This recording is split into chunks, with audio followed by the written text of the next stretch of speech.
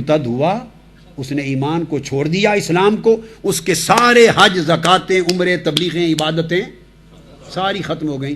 وہ اکاؤنٹس دوبارہ لے کے نہیں آ سکتا.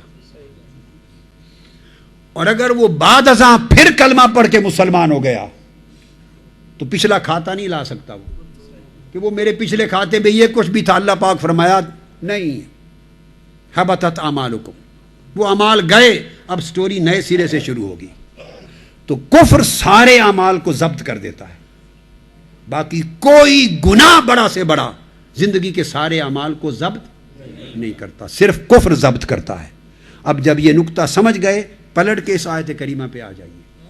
فرمایا اگر تم نے صرف اتنی گستاخی کر دی، بے ادبی، کہ تمہاری آواز میرے محبوب کی آواز سے اونچی ہو گئی، تمہاری آواز بلند ہو گئی، یا آقا علیہ السلام کو اس طرح تم نے بلا لیا بے تکلفی سے، ادب کے بغیر، جیسے آپس میں ایک دوسرے کو بلا لیتے ہو.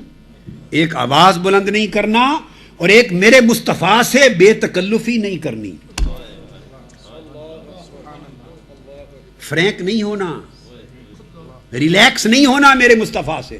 نو ریلیکسیشن، نو فریکنس، سراپا ادب رہو بارگاہ مصطفیٰ میں. تمہارے دل تو کیا، آوازیں بھی جھکی رہیں. اور جب بلاؤ تو ایسے نہ بلاؤ جیسے ایک دوسرے کو بلاتے ہو. تو حضور کے بلانے میں بھی تساوی، برابری گوارا نہیں کی. فرمایا اگر یہ گستاخی تم میرے محبوب کی بارگاہ میں کر بیٹھے تو زندگی کے سارے اعمال ضبط ہو جائیں گے.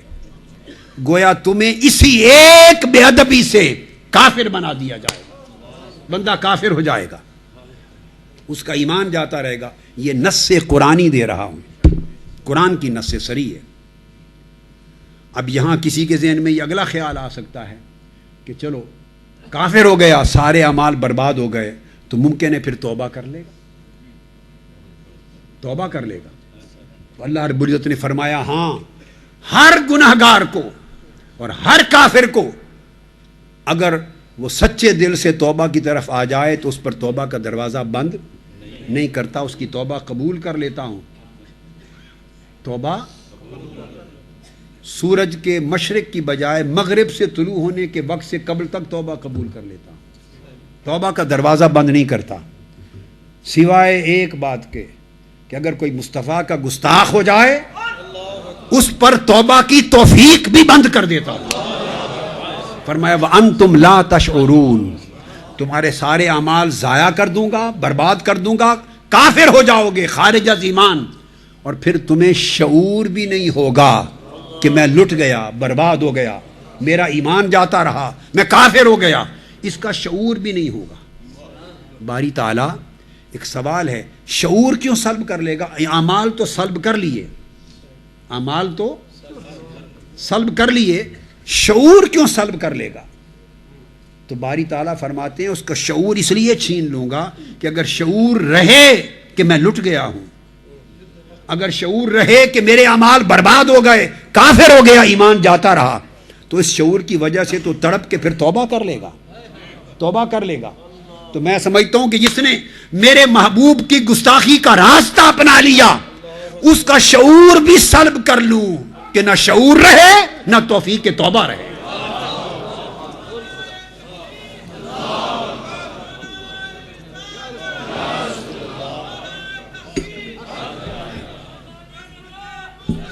نہ شعور رہے نہ توفیق توبہ رہے. تو حضور کی گستاخی پر اور بے ادبی پر اور ادنا سی بے ادبی، آواز اونچی ہو جانی یا بے تکلفی سے بلا بیٹھنا، بس اس طرح کرنے سے ایمان ایسا جاتا ہے کہ توفیق توبہ بھی نہیں ہوتی. اب نادانیوں کی بھی انتہا ہے ہماری سوسائٹی میں، نادانیوں کی بھی انتہا ہے. اب یہ مسئلہ سمجھ کر پڑھ کے تو کچھ لوگ ایسے بغیر سوچے سمجھے بے عقلی کی بات کر بیٹھتے ہیں بیچارے. وہ کہتے ہیں کہ اگر آواز اونچی نہیں کرنی تو تم تو پھر سلام پڑھتے ہو اتنا اونچا، یا نبی سلام علیہ کا شور مچا دیتے ہو، پھر اپنی آوازیں اونچی کیوں کرتے ہو اور یہ کرتے ہو. بھائی یہ بات سمجھ لیں، یہ حکم ہے آقا علیہ السلام کی مجلس میں بیٹھے ہوئے صحابہ کے لیے، اور آقا کے روضہ اطہر پر جالی مبارک کے سامنے اور مسجد نبوی میں ارد گرد حضور کے مزار اقدس پر بیٹھے ہوئے لوگوں کے لیے. یہ خاص مجلس کا حکم ہے، باہر کا حکم یہ ان کے لیے تھا جو صحابہ حیات ظاہری میں مجلس میں بیٹھتے یا وصال کے بعد۔ اب حضور علیہ السلام کے مزار اقدس پر روضہ اطہر کے گرد مسجد نبوی میں جالی مبارک کے ارد گرد بھی یہی حکم قیامت تک ہے، حتیٰ کہ ائمہ نے کہا کہ جالی مبارک کے سامنے قرآن کی تلاوت بھی بآواز بلند نہیں کر سکتے۔ اللہ نے کہا میرے قرآن کی تلاوت بھی اتنی اونچی نہ کرو، تاکہ ادب کا وہ پیمانہ اور معیار قیامت تک قائم رہے۔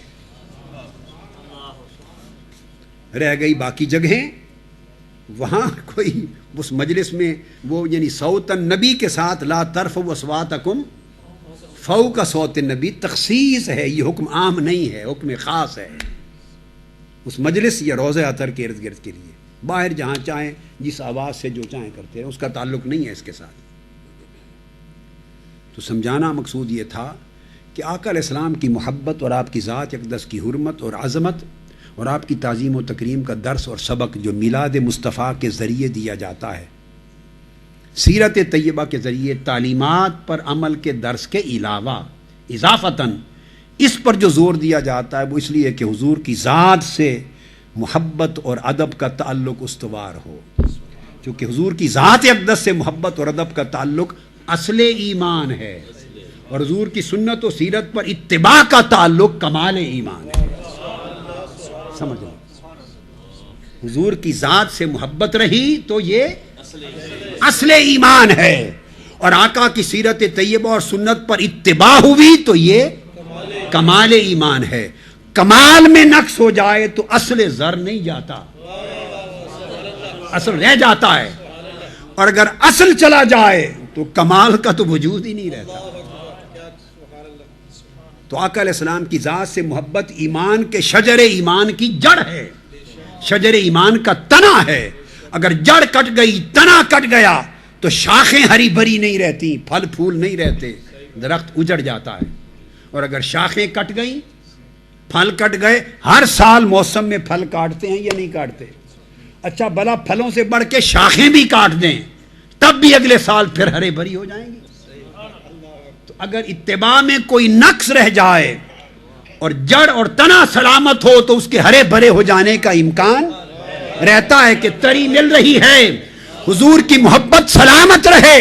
اگر اتباع میں کمی رہ جائے تو محبت رسول کی برکت سے اتباع کی کمی پوری ہو سکتی ہے،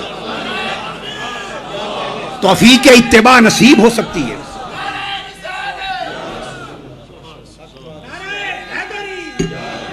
توفیق اتباع نصیب ہو سکتی ہے، مگر درخت کی جڑ کٹ گئی اور تنا جڑ سے کٹ گیا تو آپ لاکھ کوشش کرتے پھریں شاخوں اور پھلوں اور پھولوں کو سنبھالنے کی، انہوں نے جلنا ہی جلنا ہے۔ تو محبت رسول اور ادب رسول نہ رہا تو پھر کوئی عمل کسی شاخ پہ سلامت نہیں رہے گا، وہ عمل سمیت ان عامل و عمل کرنے والوں کو اٹھا کے جہنم میں پھینک دیا جائے گا۔ یہ ہے بنیادی قاعدہ اور کلیہ، اصل ایمان اور کمال ایمان کے فرق۔